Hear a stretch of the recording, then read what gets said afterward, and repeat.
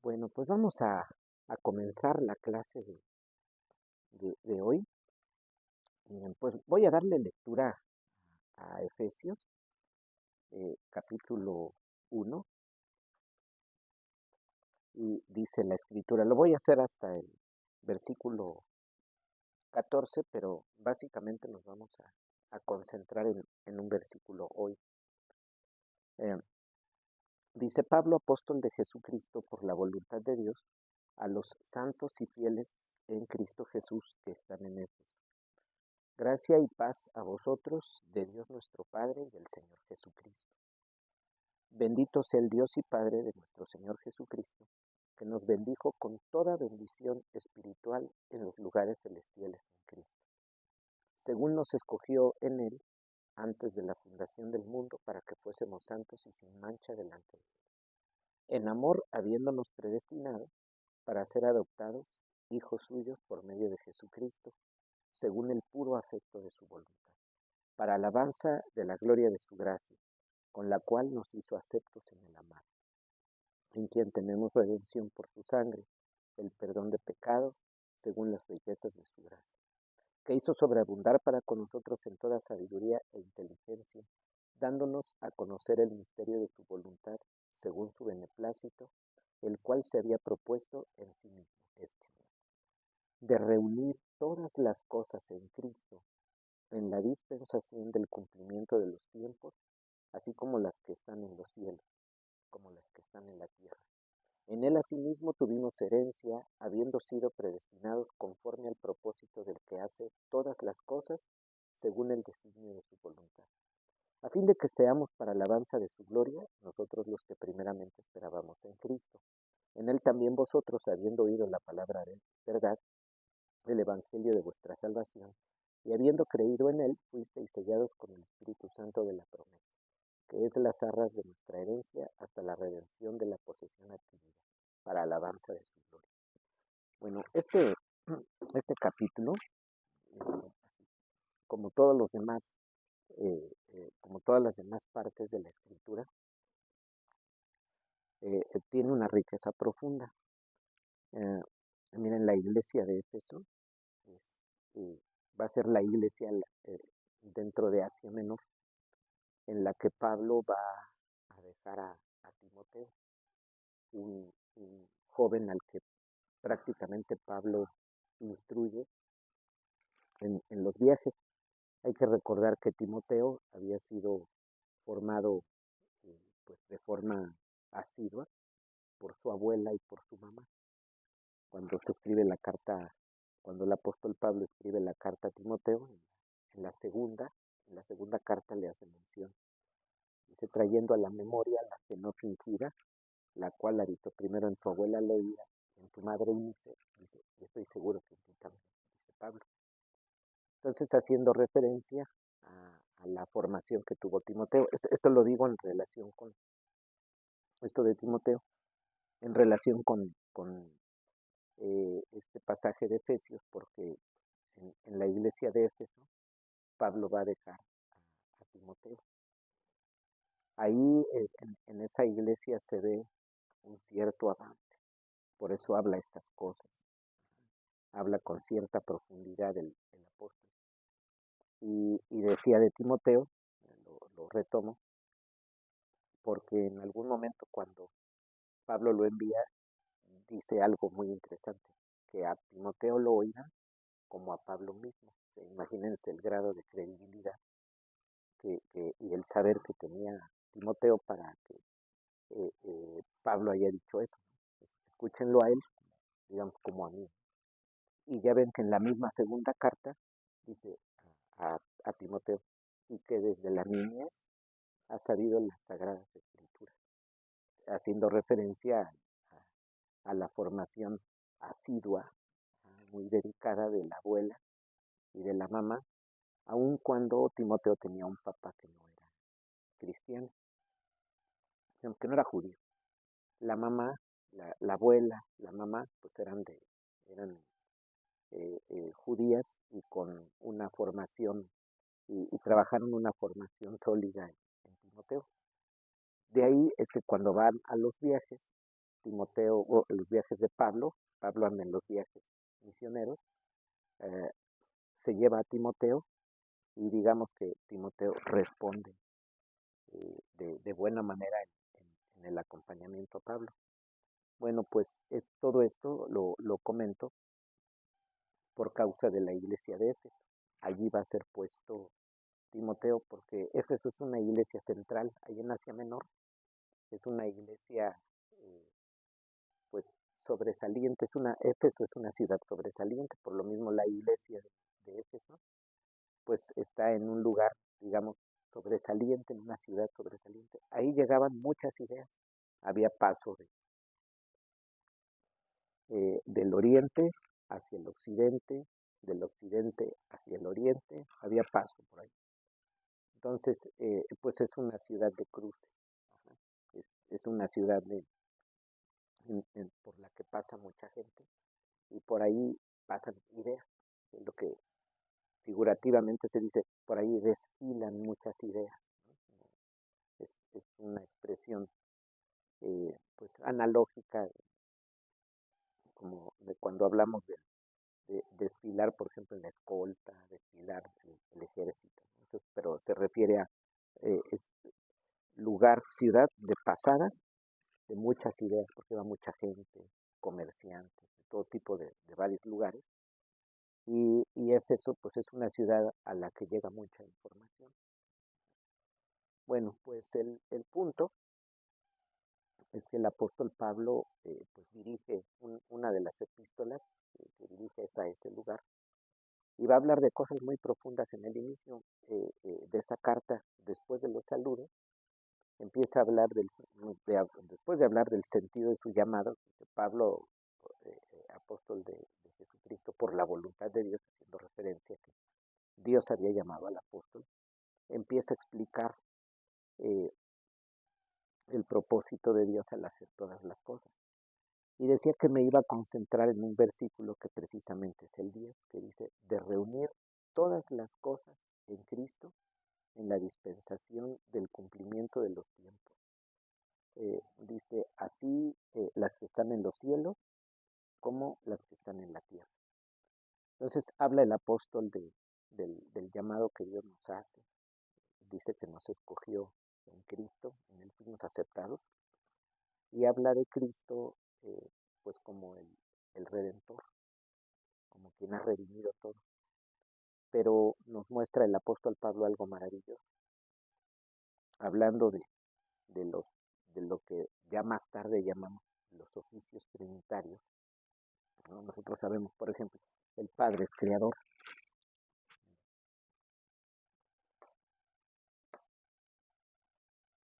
El Padre es creador. El Hijo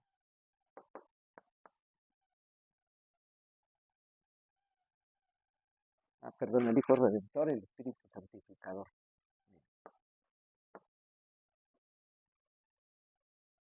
Redentor y el Espíritu Santo. El Espíritu es santificador, perfeccionador.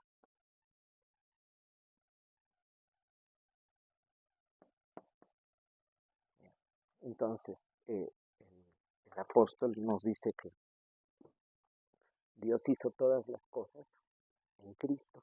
Así también lo hace, de eso hace mención en la epístola que envía a otra iglesia que estaba en una ciudad llamada Colosas, y es la iglesia es la carta que nos aparece como la epístola a los colosenses, los que están en Colosas. Entonces ahí hace también referencia a algo fundamental. De ahí incluso el parecido que hay en la carta a los Efesios y la carta a los Colosenses tienen ciertas similitudes. Bueno, pero habla en la carta a los Colosenses de que todas las cosas fueron hechas en Cristo, en Él, por Él, para Él. Entonces presenta el apóstol Pablo a Cristo como aquel por quien todas las cosas fueron hechas. Entonces, el Padre hizo todas las cosas en Cristo para Él. Entonces de ahí que el apóstol cuando se dirige a los hermanos de Éfeso dice, Cristo es el centro. Por eso habla ese versículo 10, de reunir todas las cosas en Cristo, las que están en los cielos, las que están en la tierra.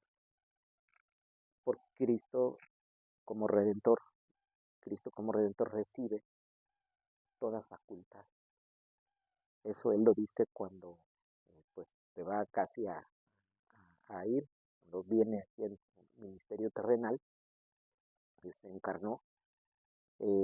Recordarán esas palabras en Mateo, toda facultad me ha sido dada, que todo poder me ha sido dado, y ya da después ordenanza a sus discípulos de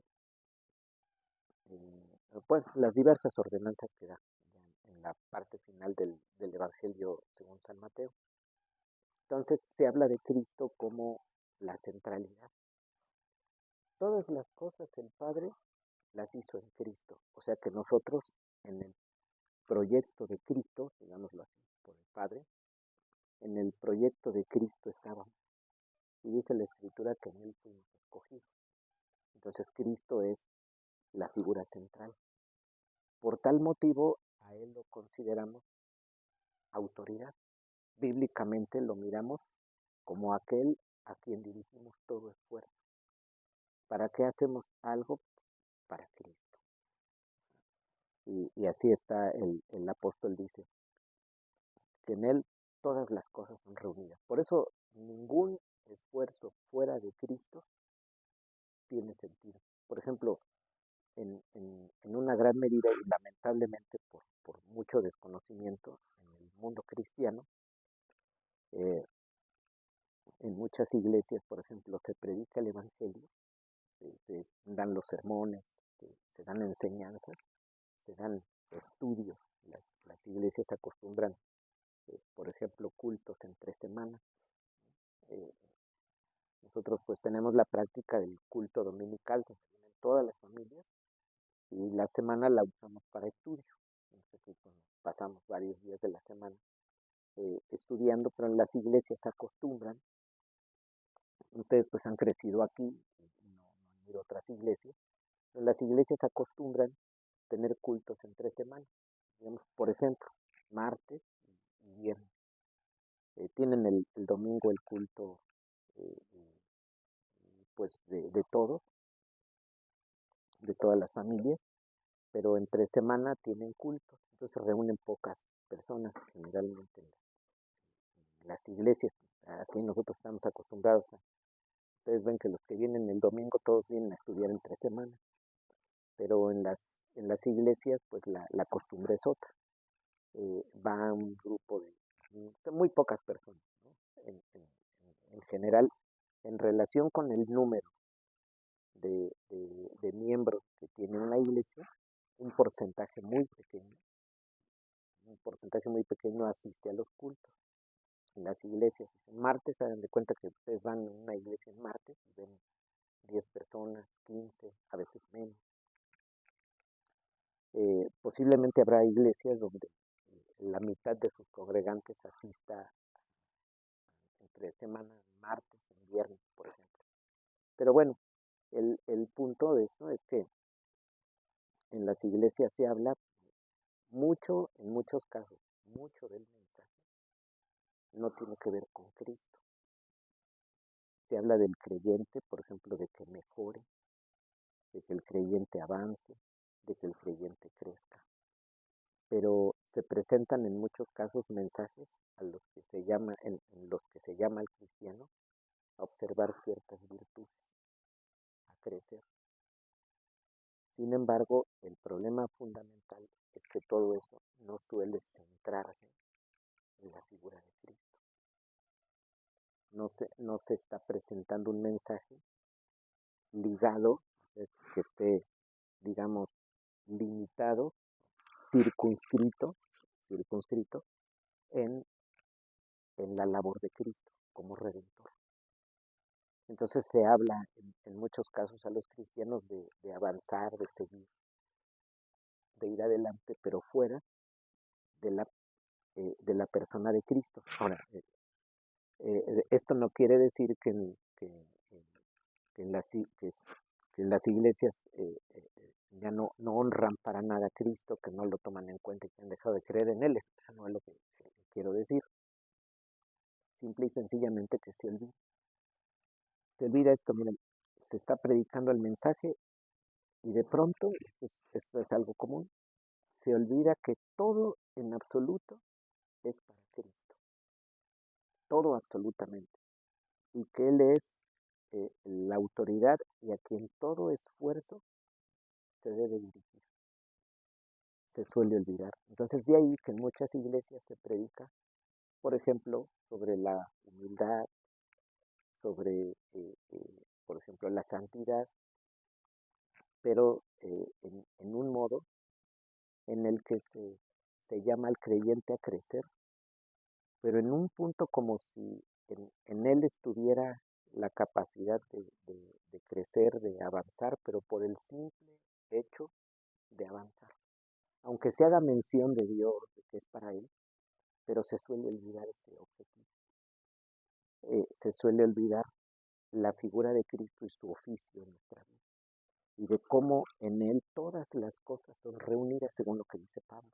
Entonces, por eso eh, se habla entre los lemas de la Reforma, entre esos se hace referencia a Cristo, en el sentido de que todo esfuerzo lo dirigimos a Él. Toda nuestra vida la dirigimos a Él porque originalmente en Él fuimos hechos. Es decir, el Padre nos crea, el Padre es creador. Eso recordamos que es una afirmación de la comunidad cristiana temprana. Se dice que en el siglo II, cuando hemos estudiado, por ejemplo, simbología, hablamos acerca del credo de los apóstoles dado como fechado en el siglo II, y se habla de un Padre creador de todas las cosas, todopoderoso, creador del cielo y de la tierra, pero como creador se ve allí su oficio. El Hijo como redentor. Entonces por eso hablamos del Padre como creador, y en ese sentido pues estamos ligados a la tradición confesional, a la tradición credal, o sea, la tradición de credos desde el inicio, que hablan del Padre como creador, del Hijo como redentor, que más tarde en las confesiones esto se va a desarrollar más, pero no es algo que elaboren las confesiones, algo que elabora, por ejemplo, algo que inventa el credo. Esto de que el Padre es creador no lo inventa el credo, no lo inventa la teología, no lo inventan las confesiones, eso es revelar. Eso es una cosa que nosotros sabemos por revelación del mismo Dios, que el Padre es creador, que el Hijo nos redime, que Él envió a su Hijo para nuestra redención. Eso es revelado. Cristo mismo dijo que detrás de Él venía, al ascender al Padre, enviaría al Espíritu, y el Espíritu haría labor de santificación y de guía a la verdad. Eso lo recordamos, está en las mismas escrituras. Entonces es algo revelado. Eso se nos revela. Eso el humano no lo inventa, no llega por medio de razonamientos lógicos, por ejemplo, observando la escritura, no se llega a eso. Si esas cuestiones pretendiera la teología decir que ella las descubre, que ella las aporta, o las confesiones, o se dijera que las confesiones las aportan, es un grave error. Si digamos, si en alguien haciendo teología dijera que aporta esas ideas, pues ese impulso pues, prácticamente sería satánico. Sería satánico, como señala Doyer en las raíces de la cultura occidental. Entonces, eso no es algo que aporte el hombre, es algo revelado. Dios revela que Él como Padre es creador, y nos revela la misma escritura que el Hijo es redentor, pero eso es revelación. Bueno, pues esto sale porque el Padre, siendo creador, hace todas las cosas en su Hijo. La creación, ¿por qué se hace inicialmente? Por el Hijo. Pero esto no quiere decir que el Hijo en sí mismo la crea. Cuando dice que todas las cosas son hechas por Él, en Él, para Él, está haciendo referencia a que el Padre Creador, porque es su oficio, el Padre Creador, hace todas las cosas para su Hijo, por su Hijo, en su Hijo, para su Hijo. Es como cuando, por ejemplo, se dice, a ver, papá hace esta comida por su Hijo, en su Hijo, digámoslo así, para su Hijo. ¿Qué quiere decir esto? Que nuestro papá está haciendo una comida debido a nosotros, sea por nuestro cumpleaños, porque obtuvimos unas buenas calificaciones, ¿no? Por ejemplo, porque pues algo hicimos sobresaliente, razón por la cual pues, se nos debe premiar. Es como ustedes, varios que son músicos aquí, esta iglesia no tiene, gracias a Dios, uno o dos músicos. En el domingo, por eso oramos con gratitud al Señor, con la iglesia, pudieron pasar todos los músicos al frente y pues son varios, cada uno va tocando. Pues en los himnos cada uno acompaña en el piano una pieza, una alabanza. Entonces pasa a un canto incluso para preludio, postludio, podrían cubrir casi todos, ¿no? Si tuviéramos preludio, por ejemplo, y tocara, digamos, de menor a mayor, tocara, por ejemplo, Viti, preludio.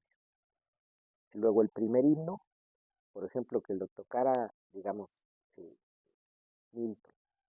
Luego, segundo himno, Leo. Luego, tercer himno, Ana. Luego, el himno posterior al sermón, por ejemplo, David. Ninguno se me pasa a ver de los muchachos que tocan. Y luego ya el postludio, ya me tocaría, ¿no? Pero ya son varios, pero hay varios jóvenes. Ajá, yo no me cuento ni ahí, sino son varios muchachos que han ido aprendiendo, y pues ya tocan, ya leen partitura de forma, digamos, normal, ¿no? Como debe ser. Participan de ello. Bueno, miren, esto lo digo porque, ¿qué tal que dicen sus papás? Te voy a hacer una comida porque ya estás tocando en la iglesia cada domingo. No, pues eso es bonito. Entonces se hace la comida, por ejemplo, en casa y se dice por mi hijo, como decir, ¿no? Por mi hijo, o sea, por causa de él, en mi hijo, en relación con su hijo y para mi hijo. O sea, la comida dedicada a ese muchacho porque, pues, por ejemplo, porque toca el piano en la iglesia. Entonces, con gratitud al Señor, mira, pues estás desempeñando esta labor. No es la única, no se les prepara únicamente para tocar. Ciertamente es una labor que realizamos para el Señor porque todo va dirigido a Cristo. Pero no solamente se les enseña eso. Entonces aquí en la iglesia tocan el piano y hacen otros deberes, pero también reciben enseñanza en todos los campos de conocimiento, ¿no? Desde pequeños han sido formados así en el colegio, por ejemplo.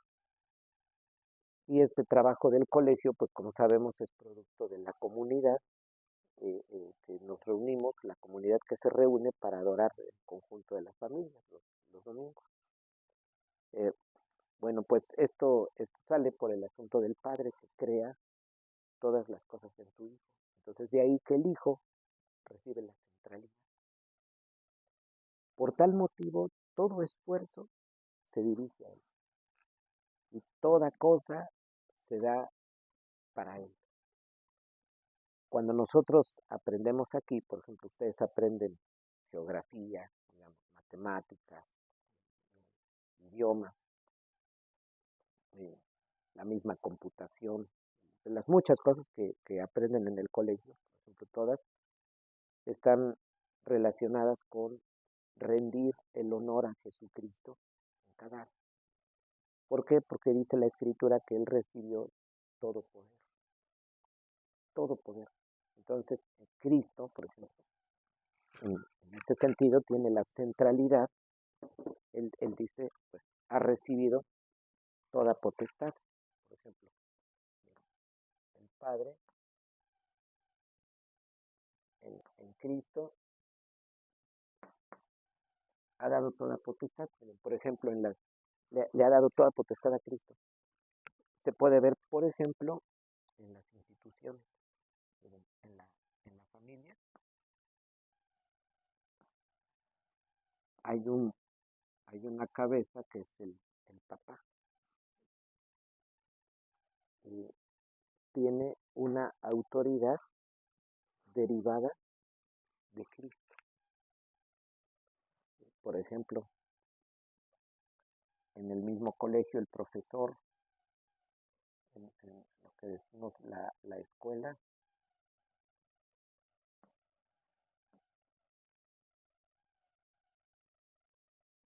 el profesor, por ejemplo. Si hablamos del Estado, el gobernante. Y así, podríamos hablar de, por ejemplo, la iglesia, podríamos hablar de todas las instituciones, ¿no? Miren, tenemos una autoridad derivada de Cristo, acá en este caso los oficiales.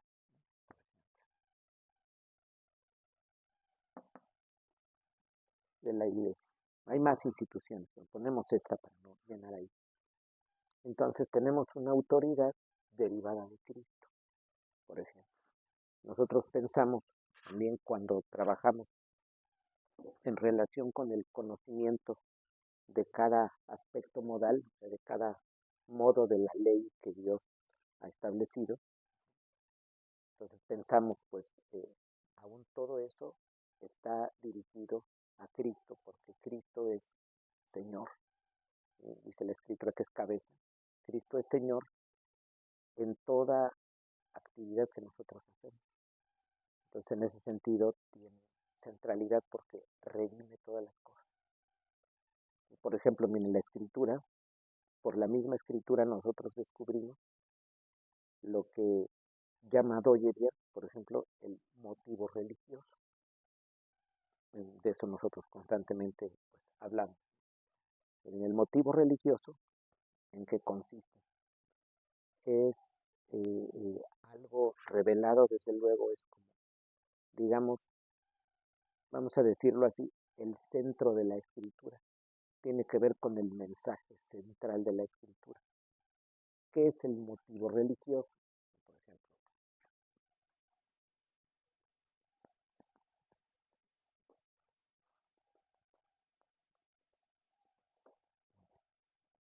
el motivo religioso, bíblicamente lo miramos. Creación, caída,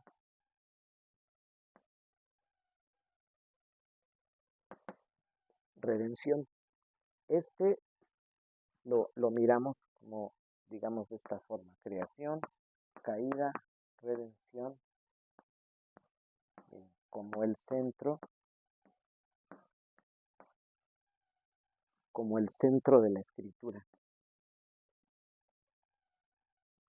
como el mensaje central de la Escritura, que es no es que esto, el motivo tiene validez y lo demás de la Escritura no es así, sino cuál es el mensaje central. Miren, por ejemplo, el Señor Jesús dice, la ley se resume en, ¿se acuerdan de cuál es el resumen de la ley? Que es amar a Dios y a nuestro prójimo como a nosotros. Este es el resumen de la ley. Ahora, el hecho de que la ley tenga un resumen Eso no quiere decir que cuando yo abra, por ejemplo, Levítico 1, Levítico 2, yo diga, esto no sirve, porque el resumen es el que sirve. No estoy diciendo que Levítico 1 no es revelado, Levítico 2 no es revelado. Solo alguien que no entiende dice eso, el que no piensa dice eso. El Señor Jesús dice, la ley se resume en amar a Dios y a tu prójimo, se resume. Pero eso no está diciendo el Señor. Miren, atiendan al resumen de la ley y a Levítico 1, 2 no le hagan caso. A Levítico 3, 4 y así sucesivamente. No le hagan caso. No, eso no está diciendo. El, el, el Señor Jesús está diciendo, miren, todo cuanto se hace en la ley se dirige, todo lo que menciona la ley se dirige a estos principios. Amar a Dios y amar al prójimo. Por eso el Señor habla de la ley como algo que tiene resumen, y es amar a Dios y al prójimo. Ahora, la escritura tiene, vamos a decirlo así, un corazón. Todo cuanto yo lea en la escritura está dirigido, cuanto yo lea en la escritura,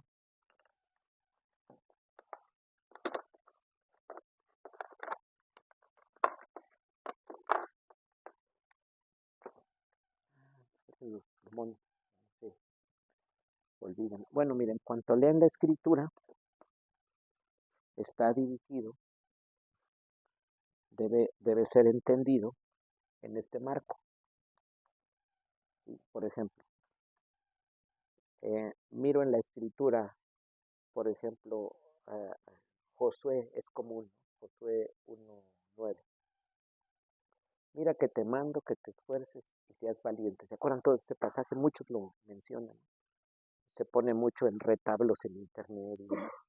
Pero en muchos casos eso lamentablemente se separa de esto que es central. Miren, creación, aquí aparece la obra del Padre. Dios que nos está revelando. Dice Dios, yo hice todas las cosas. Yo he creado todas las cosas. Eso lo revela. Sin embargo, ¿qué sucede? Todo, a su vez, cayó en el pecado. El hombre cayó en el pecado y por lo mismo la misma creación se vio afectada, porque la escritura dice muy claramente, por tu causa, espinos y cardos dará la tierra. ¿Se acuerdan en las palabras de sentencia de Dios a Adán, nuestro primer padre? Habla de una afectación a la creación porque somos nosotros los cuidadores de ella, somos los que tenemos la orden de sojuzgar la tierra. Tenemos que dominarla, bueno, multiplicarnos, llenarla y llenándola, pues trabajarla, sojuzgarla, investigarla, todo ese trabajo tenemos como mayordomos de la tierra.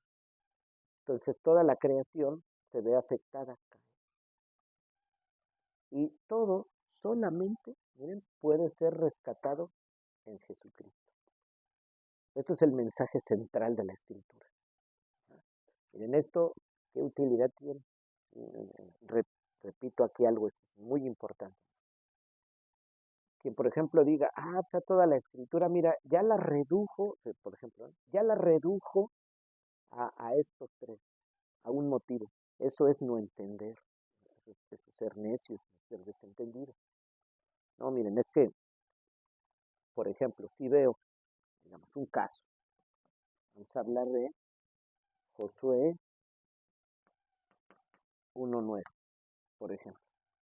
Si lo leo pensando, pues yo me debo esforzar, le debo echar ganas para y seguir adelante, porque me dice esfuérzate y sé valiente. Entonces yo pienso, pues tengo yo fuerzas, tengo capacidades, me voy a parar temprano, le voy a echar ganas, me voy a disciplinar, me voy a ordenar, tal vez hasta voy a hacer ejercicio y voy a leer Biblia y hacerme de esta disciplina.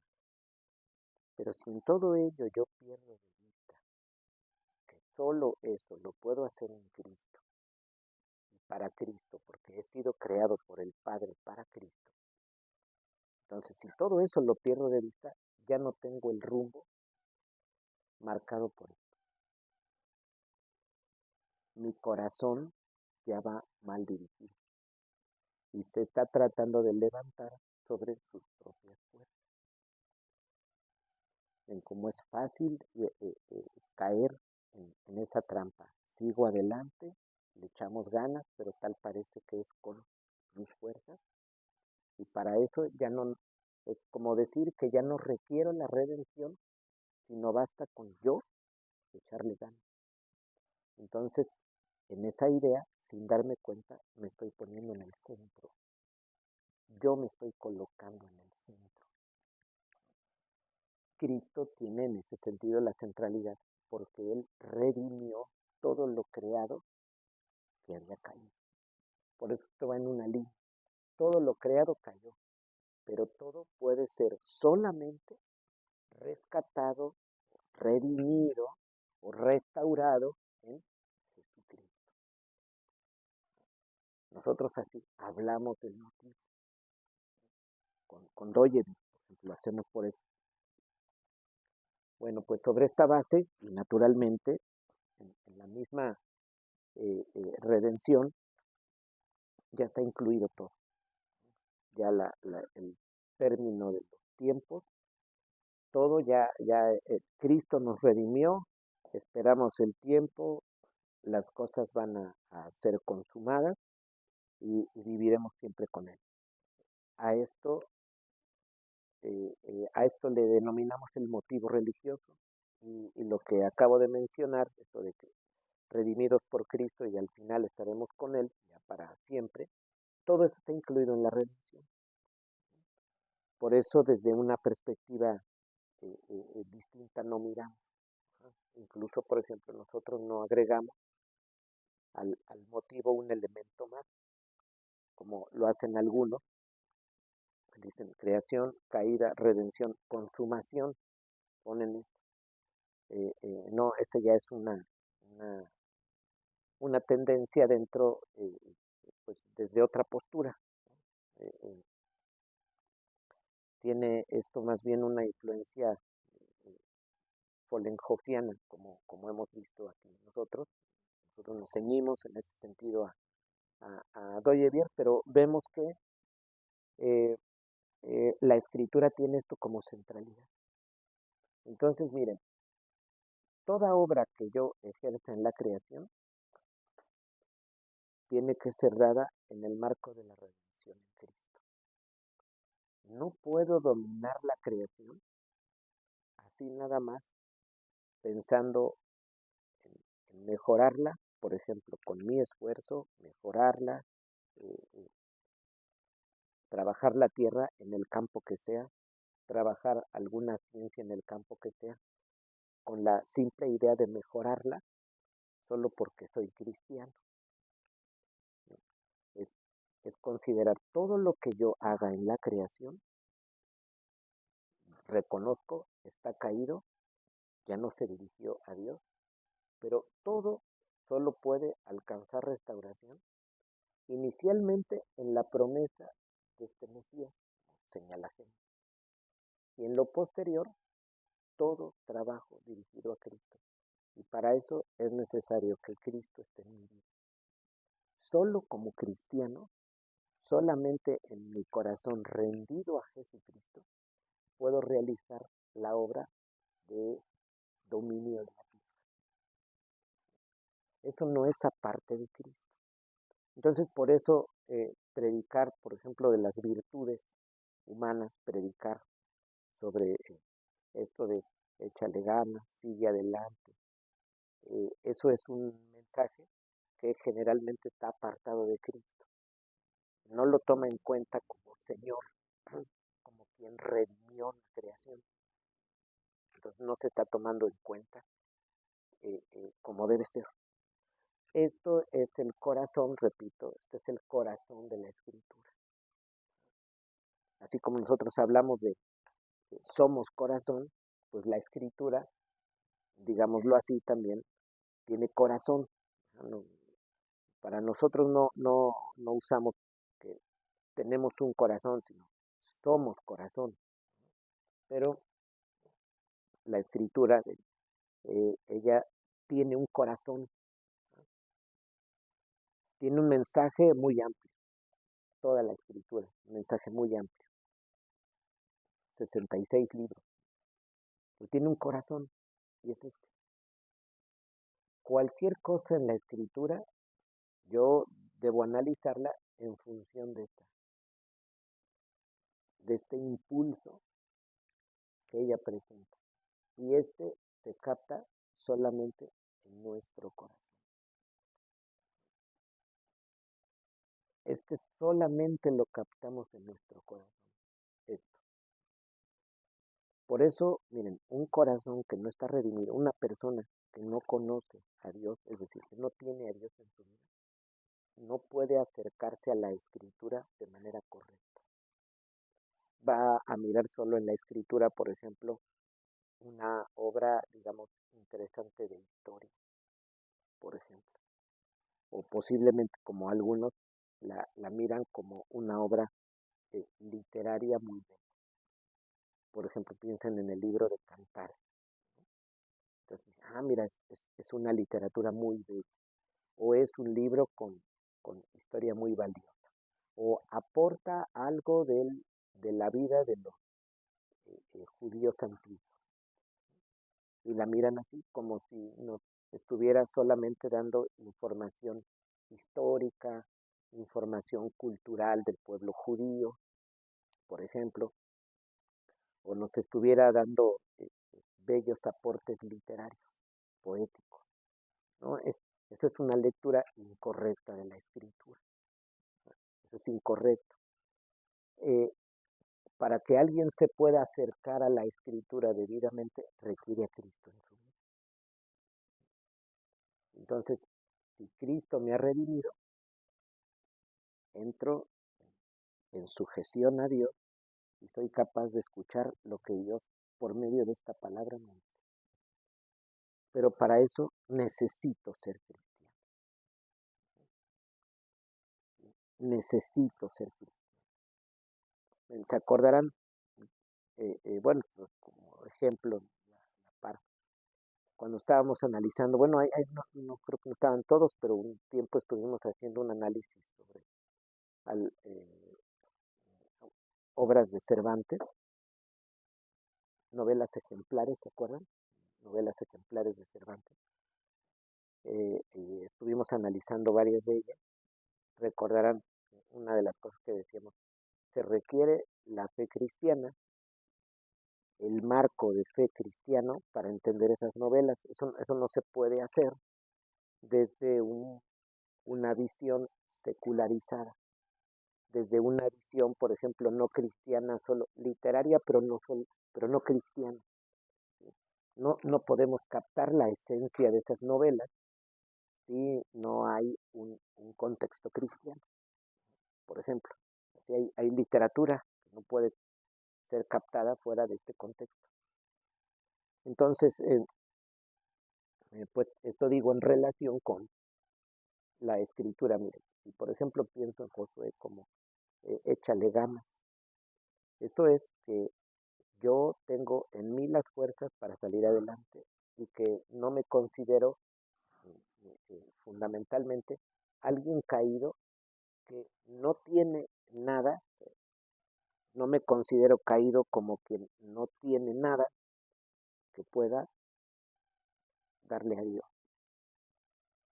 El hombre caído, el creyente dice, yo estoy caído, en mí no hay nada, no hay capacidades para servir a Dios, para hacer algo por Él, para hacer algo por la creación debidamente. ¿Por qué? Porque estoy caído y lo primero que necesito es la redención de Jesucristo. Necesito a Cristo para dominar esta creación caída y llevar todo esfuerzo a Jesucristo. Este es el sentido del motivo religioso. Por eso toda cosa en la escritura, todo pasaje, si no se entiende en función de esto, no estamos entendiendo la escritura. Roger da una expresión muy bella. Habla de tomar la escritura por el mango. Dice que cuando nosotros, con nuestro corazón, atendemos a lo que dice la escritura, entonces captamos con nuestro corazón, obviamente obra que Dios realiza, captamos este motivo, captamos el mensaje central de la escritura que tiene que ver con eso. Y dice Doyevier que cuando estamos así, dice, tomamos la escritura por el mango, así como si fuera un tipo de una sartén. ¿Cómo tomamos la sartén? La tomamos por el mango, por eso el dicho, ¿no? Tiene la sartén por el mango. ¿Ah? El sartén es un sustantivo femenino, la sartén. Entonces, mira, tenemos la escritura por el mango. Para hacer Doyevier con ello está diciendo tomar la escritura correctamente. ¿Cómo tomo la sartén correctamente? Pues por el mango. Peor aún, imagínense, está caliente la sartén y la tomo no por el mango, me voy a quemar, ¿no? Entonces, si tomo la sartén por el mango, no me quemo, la estoy tomando de manera adecuada. Si tomo la escritura por el mango, esa frase, tomar la escritura por el mango, digámoslo, hace referencia a tomar bien la escritura, leerla correctamente, darle el uso correcto. Eso significa cuando con mi vida, con mi corazón, aquello que soy yo centralmente, me acerco a la escritura entendiendo que toda ella no puede ser vista sino en relación con la creación, la caída y la redención. Todo ha sido creado, todo cayó, pero todo puede ser solamente redimido en Jesucristo. Esa es la centralidad del mensaje. Por eso dice el apóstol, de reunir todas las cosas, las que están en los cielos, son creadas, las que están en la tierra, son creadas, todo ha sido caído. Sabemos nosotros que incluso, por ejemplo, los ángeles mismos, muchos cayeron. Pues todo eso está, todo absolutamente, cielos, tierra, y así como otras partes de la escritura, lo que está debajo de la tierra, lo que está en el agua, por ejemplo, todo está bajo el señorío de Cristo. Por eso la escritura habla de una segunda venida, el Señor vendrá y va a poner fin al pecado, va a poner fin a todos estos efectos que se dieron inicialmente por la caída, pero eso es en Jesucristo. Tiene la centralidad. Ya me dio la hora, pues vamos a concluir aquí porque ya terminó el tiempo y estamos pasando. A ver, ya desarrollaremos en lo siguiente que es, por ejemplo, un motivo religioso. Pero bueno, ya lo haremos más adelante. Entonces vamos a concluir